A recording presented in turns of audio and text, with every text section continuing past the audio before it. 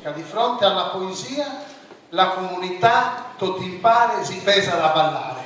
Per cui io capisco la ritrosia del poeta.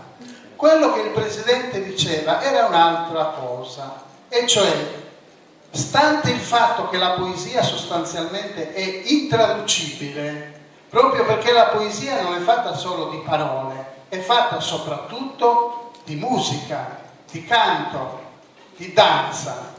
Stante questo però, se noi vogliamo in qualche modo, pur sapendo che è un tradimento in qualche modo, perché la musica non si può tradurre, bisogna uscire dal nostro messaggio tutto interno alla Sardegna per lanciarlo in avanti e fuori. Per cui io non voglio mettere d'accordo le cose inconciliabili, però dire che storicamente noi abbiamo questo problema e fa parte anche di un dibattito aperto.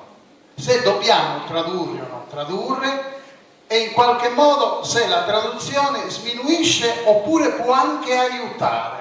Questo è secondo me il discorso. Io ho le mie idee molto precise, però ho voluto fare un discorso più oggettivo perché scrivendo la mia letteratura ho visto che i poeti non scrivevano. Pensate, ho finito, uno dei più grandi poeti satirici in Sardegna, Diego Mele, in punto di morte chiama il figlioccio e gli dice: siediti qui, adesso io ti detto tutte le mie poesie. Perché le poesie di Diego Mele le conosceva a memoria la comunità, perché si tramandavano.